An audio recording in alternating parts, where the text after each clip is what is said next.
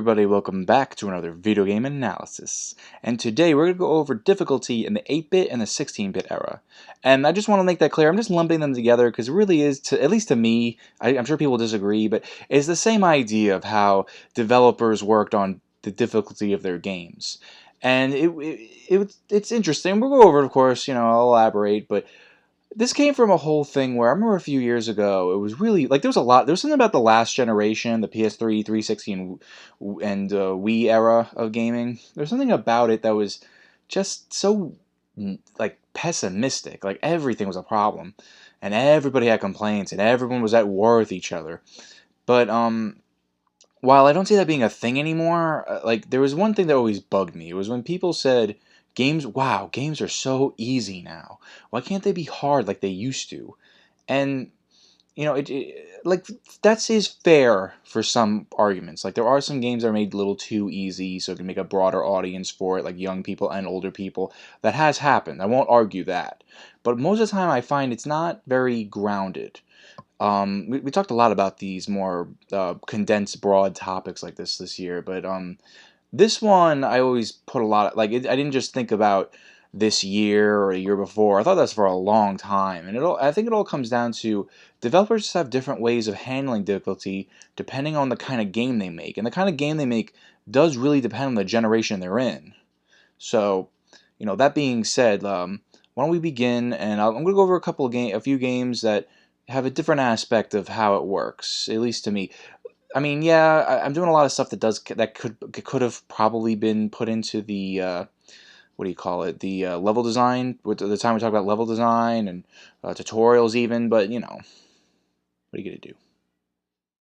Now, everyone can agree when it comes to difficulty in the 8-bit and the 16-bit era, Mega Man was the king. Like, Mega Man knew how to do it, and here's the first part of why I feel like when people complain about why can't games be hard like used to, like, I just think to myself, do you want to be ripped off? Because nowadays, like, games can be in, like, huge length. Like, I want people to remember the total memory in the Super Mario Brothers cartridge on the NES is, like, less memory than a what do you call it? Like, less memory than a picture online, like any picture you put on Facebook. They're incredibly, you couldn't fit much, you couldn't do much. Mega Man did it brilliantly, though. It's definitely the way to do it.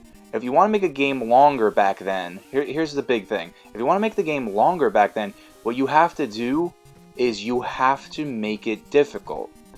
So Mega Man, if Mega Man was easier, you can do it in, like, probably an hour or a little more. They were able to stretch it to, like, maybe a 4 or 5 hour game, which was a lot back then. And they did it really brilliantly. It was really smart. Like, the way to pull it off is proper enemy placement. Like, things we talk about in level design. Proper enemy placements, interesting ideas for puzzles, or like Quick Man stage here I chose because it is difficult. It's hard to do. Like, I failed this like 30 times, but it's my fault that I failed. It wasn't the game's fault. They designed it it was very polished the way they designed it. It was very well done. And everything was in the right place. It was carefully planned and mapped out. And the whole thing with Quick Man is it follows suit. Quick Man, you gotta go fast. And the way to do that in Mega Man games, and what made this cool was, like, it wasn't a side scroller left to right. It was, you drop down and you have to do it really fast. Like, you feel Mega Man's speed when he's dropping down from the sky. And that really, like, they really just use that idea and it works. You have to be very specific. There is some trial and error stuff in here, but overall, it was a good idea. And I would like to talk about that, actually.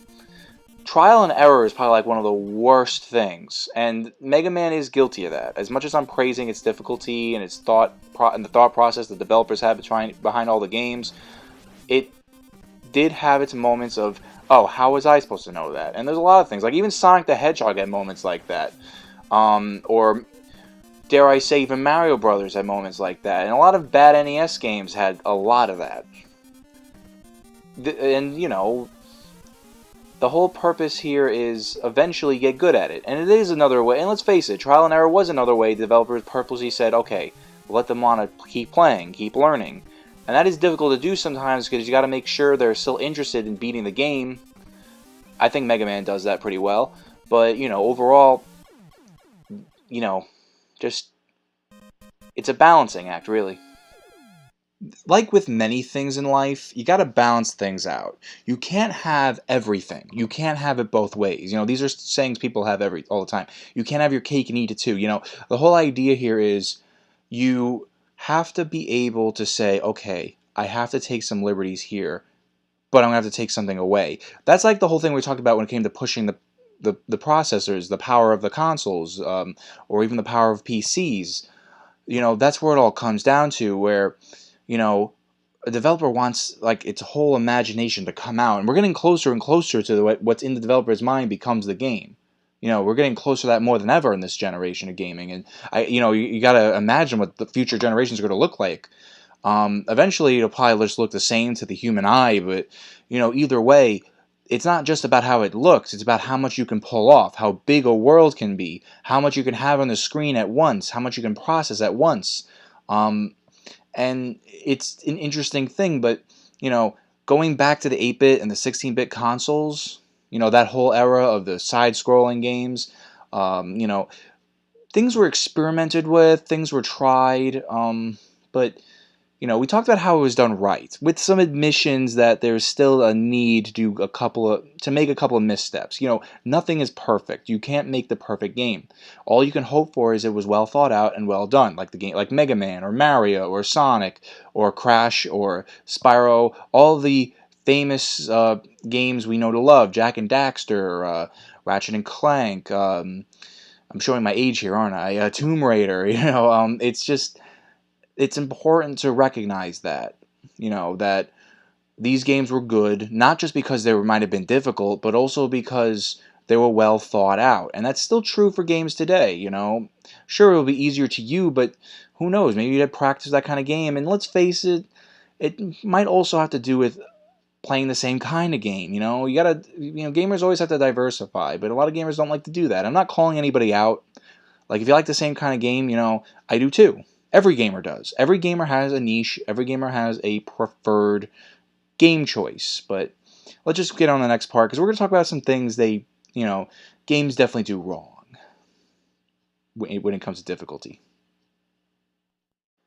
Some people might actually recognize this one, even if they don't know the game existed, which you most likely did if you watch YouTube. You know the movie. Licensed games. We talked about these already. I'm going to skip a lot of stuff. Let's go straight to the difficulty aspects. This is just another game. This is the perfect idea of a game with padding.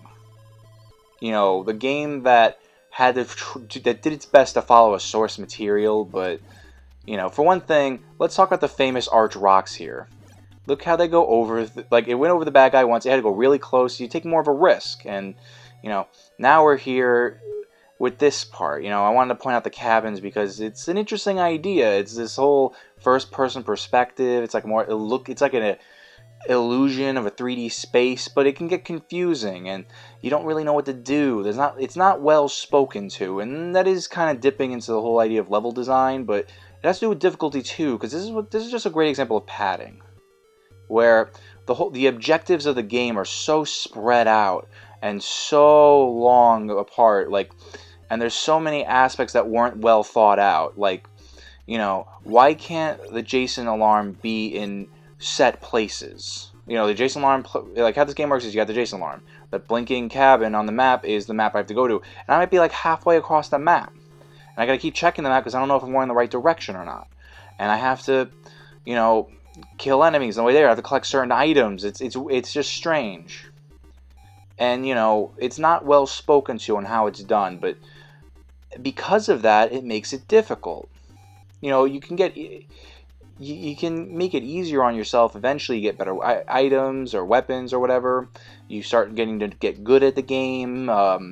You start understanding it more, and that's fine and good. But for a casual playthrough, a casual understanding, without having to just play the game religiously or play the game in depth or anything, you know, you want to play a game because you want to enjoy it, you want to like it, you want to be immersed.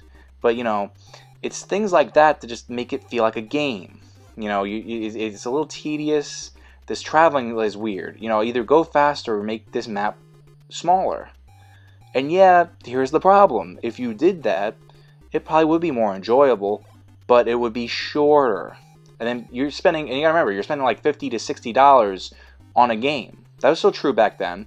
And you do that, and you feel ripped off, and then you get refunds. And developers and mostly the people who are producing the game don't want that to happen. So you're traveling. I don't even know that people died. I'm not even aware of what's going on. I didn't even notice why I lost things. I didn't notice how I changed characters. I finally realized after a while, but it's just strange. There's a time limit to get like across the map, and it takes a long time. Sometimes you just never make it. Then it takes luck, and that's something you don't want. You don't want RNG to control. RNG, I forgot what it stands for, but it's a speedrunning term. It means randomly occurring events that can either benefit you or hinder how fast you play a game. And back to what I was saying.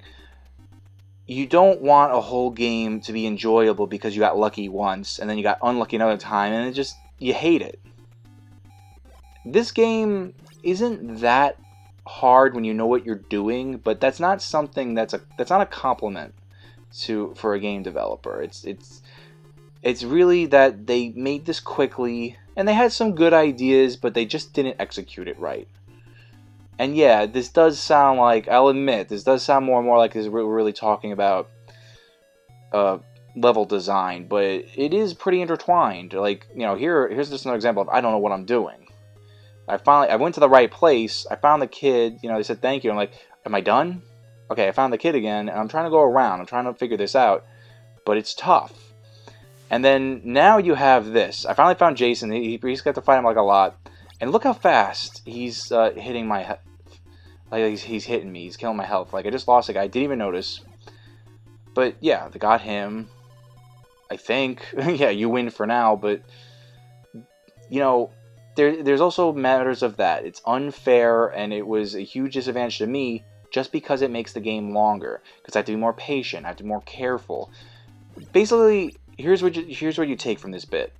The purpose of making games harder would be to stretch out the time, and in the developer, really more so the producer's mind, is the longer the game, the less the consumer will feel ripped off, and the less likely they'll return the game. So limitations have its benefits. Maybe one day we'll get in. We did talk about that in the past. Maybe we'll get more into that another time. But limitations can make a developer or a designer more imaginative. It can make them figure out how to get around something, how to work something out, how to maybe just completely change the original idea you had and find something better, or more creative, or more interesting. But most of the time, it's going to backfire. It's going to turn into something. It's going to turn to the mindset of course, it has to be harder so people can get through the game, or we want it to be challenging because we don't want people to feel like they can just put in the game in and out, and then they get bored with it because they played it so quickly and so fast. There's some games that did that so well. Like, one of my favorite games by HAL is The Adventures of Lolo. That was actually the first game ever beaten by myself. It was an NES puzzle game, and it got hard towards the end. And I had to write down passwords, man, that was tough. But yeah, it was cool. And puzzle games are really good with that. I think that's a great example of showing how well thought out difficulty can benefit. But there's also moments where you have sporadic difficulty, like in a lot of games, a lot of less polished games, like Friday the 13th even, because of the luck. Or, there's games that are... Sometimes there's games that are really hard, but it benefits you. Like there's the Sunsoft Batman game on the NES, or Ninja Gaiden. And those games are hard, but it's fast-paced and it's exciting. You have a lot of power, so the difficulty... You're actually equal to the difficulty. It's just all about how you hone your abilities and how you understand your character that you're playing as, and its abilities, and how the game works, and recognizing patterns. It's really cool. So yeah, let's get on to the last part, and we'll delve more into the idea. We'll talk about it over 16-bit game. How's that sound? Because now we have less limitations, and a more perfection of what happened in the past. I said it, and here it is, the Sunsoft Batman game. The game takes learning, but it's about Batman, It's definitely something like we talked about. Remember when I talked about before? I said, if you make games, you want to make sure they're hard enough where you'll want to keep playing, but not too hard where you just feel like you're a loser and you don't want, and you just get discouraged and you rage quit. You know, you rage quit, you gotta rage quit. And look how powerful Batman is. He's able to kill those enemies in one punch. And, you know, there's a new aspect, you know, talk about level design again. There's a new aspect. I learned something new about an enemy and I figured out how to beat it. Batman has a lot of power, so it justifies the difficulty. And this is another one of the moments where I understand why people will want this back. But I still argue that the games are longer. Maybe it just feels like it's easier. I want to bring this up to people. Maybe it just feels like the modern games are easier because they're longer and you have more time to practice and understand. They're more understandable because they're, you know, you don't need much imagination to know what something looks like. It looks like what it represents, you know? It's not polygonal, or it's not some little drawing that of blocks and bricks and all that. It's not square. It's, you know, it's definitely what the developer wants you to understand, and the developer put a lot of thought and time into how it's designed after years and years of practicing level design and understanding. You know, this is a game that is hard, but it's really cool and really fun. You know, because Batman is powerful. He's able to match that. But at the same time, it's like, this is probably what people think of, this and Mega Man too. This is probably what people think about when they think of why can't games be hard like this anymore. Well, the game would be really short if it was easier. It was just a common idea. It's like, well, developers and test players will go through the level and they'll say, wow, I went through that way too fast. Like, I feel like I didn't do anything. Like extra credit in Mrs. Puff's boating school. But, you know, here you are. And here, look, I see what looks like an alternate path, but it's not.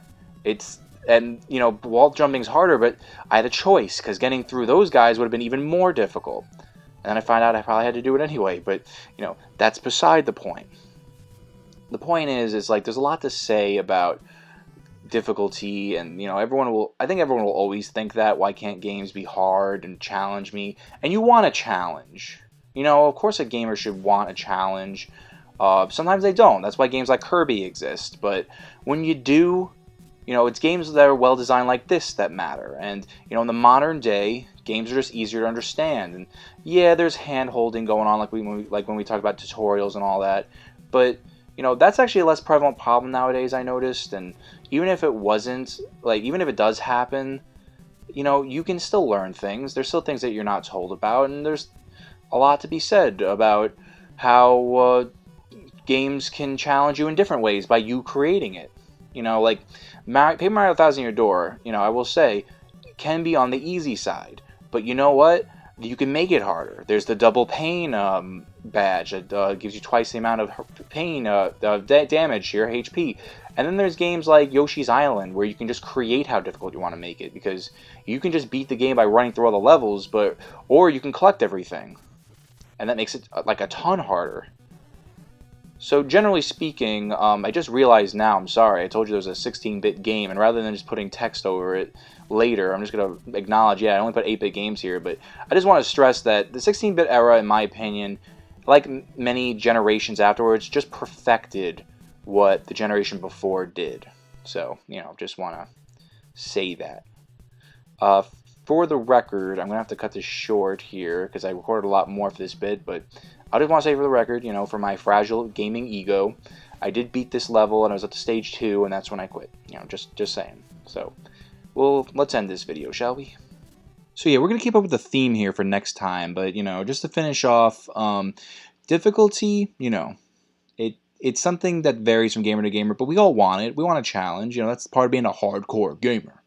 But, you know, that was stupid. Next time, yeah, like I said, we're going to keep to the theme, because we're doing a lot of broad topics that I condensed into a little topic, you know, something that's not about a specific game genre or anything, but I want to talk about something I like to call the Majora effect. What does that mean? You know what? I'm going to leave it to next week, or whenever I finally get this out, late with my timing lately. Next time, I'm going to let you know then. I'm going to leave you guys in suspense and leave you wondering. So, yeah, I'll see you then. If there's anything I missed, if there's anything I got wrong, if there's anything you would like to add to the conversation, please do not hesitate to leave a comment. And a like and a share would be cool too if you do that for my videos. Thank you all so much for watching. I've been Billy, your video game analyzer. Have a good day, good night whenever you're watching this, and I'll see you next time.